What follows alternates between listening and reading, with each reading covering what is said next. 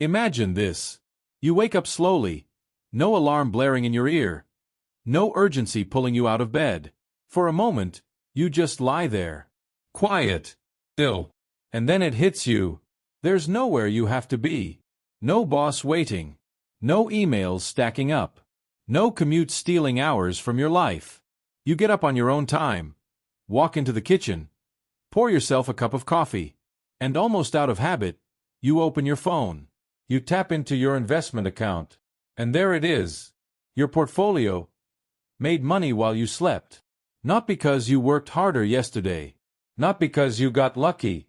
But because your money is working for you now.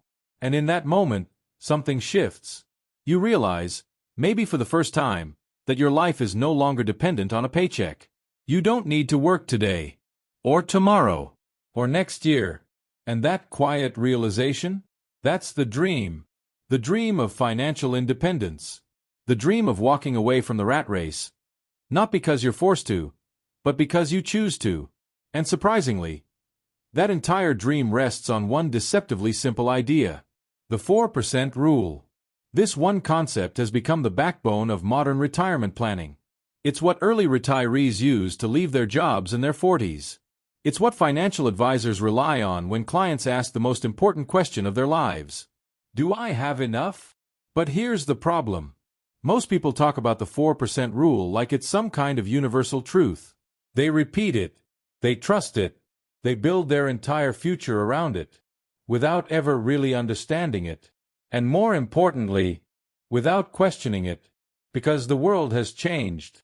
Markets aren't the same. Interest rates aren't the same. Life expectancy isn't the same. So today, we're not just explaining the 4% rule. We're putting it under a microscope. We're going to break it down, understand why it works, where it fails, and how to actually use it in the real world. Because this isn't theory. This is your life. Let's start with the basics. At its core, the 4% rule is incredibly simple. It's a guideline for how much you can safely withdraw from your investments in retirement, without running out of money. Here's how it works. In your first year of retirement, you withdraw 4% of your total portfolio. Then, every year after that, you increase that withdrawal amount based on inflation. That's it. No complicated formulas. No constant adjustments. Just a fixed starting point that keeps up with rising costs. But let's bring this down to reality. Let's say you've worked for decades. You've saved aggressively. You've invested consistently. And finally, you reach $1 million. According to the 4% rule, you can withdraw $40,000 in your first year. That's about $3,333 per month. Now imagine inflation is 3%. In your second year, instead of withdrawing 4% again, you withdraw $41,200. In your third year, you adjust again. And so on. Your income increases, even though you're no longer working. Meanwhile, your money stays invested.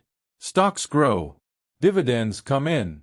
Bonds provide stability. And over time, your portfolio is supposed to replenish what you're withdrawing. That's the core idea. Spend a portion, let the rest grow, and never run out. It sounds almost too clean, too perfect. So naturally, the question becomes, where did this idea come from? Because it didn't just appear out of thin air. Back in the 1990s, researchers wanted to answer a question that had haunted retirees for decades. How much can I spend without going broke? Instead of guessing, they turned to history. They analyzed nearly a century of market data, going all the way back to 1926.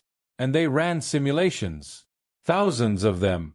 They looked at retirees who started at the worst possible times, right before market crashes, recessions, and economic disasters. They tested different withdrawal rates. 3%, 4%, 5%, even higher. And they asked, which one actually survives? The answer? A portfolio split between stocks and bonds, with a 4% withdrawal rate, survived over 95% of 30-year retirement periods. Even through the Great Depression. Even through inflation crises. Even through market crashes. That's what made the 4% rule so powerful. It wasn't theory. It was tested. Proven. battle-hardened.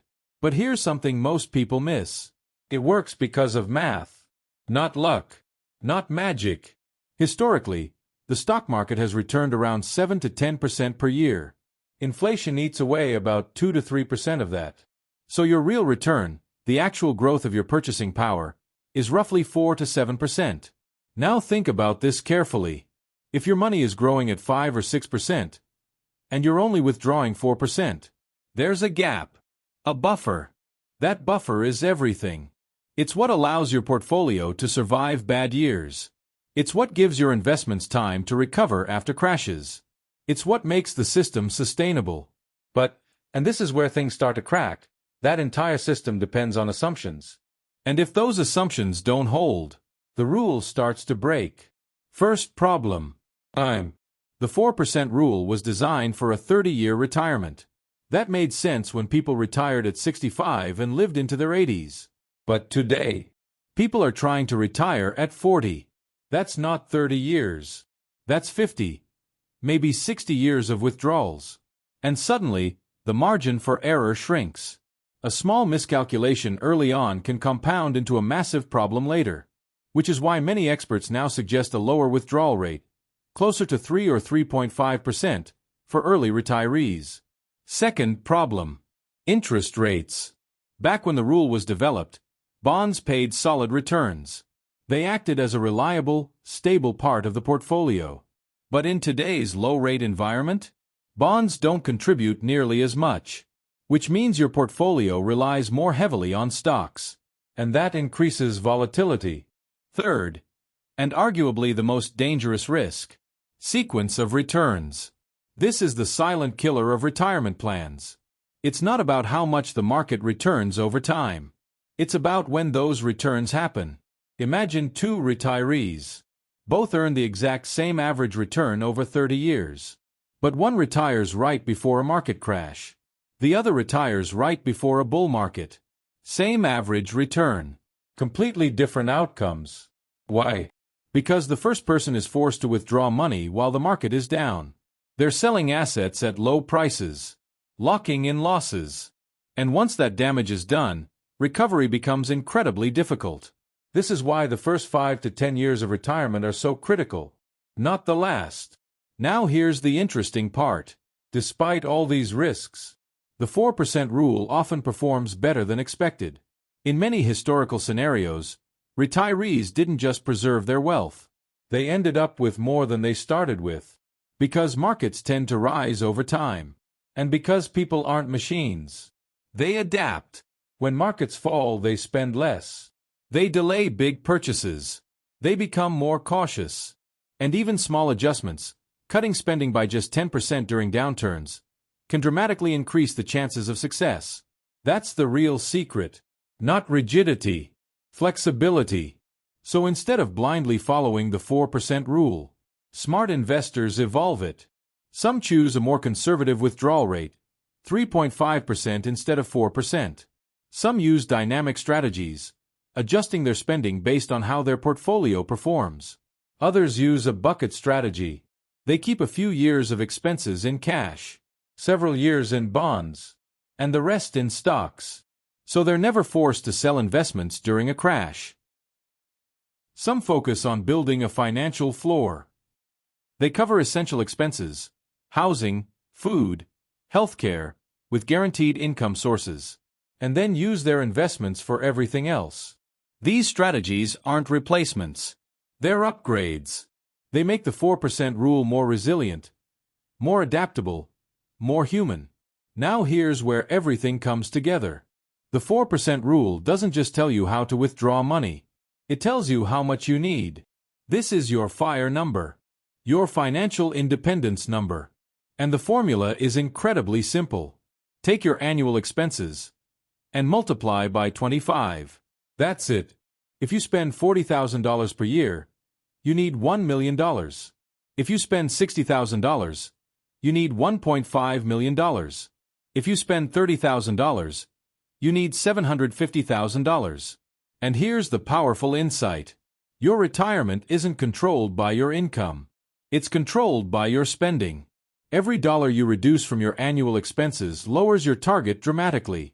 Cut $1,000 from your yearly spending? You just reduced your retirement goal by $25,000. That's leverage most people never realize.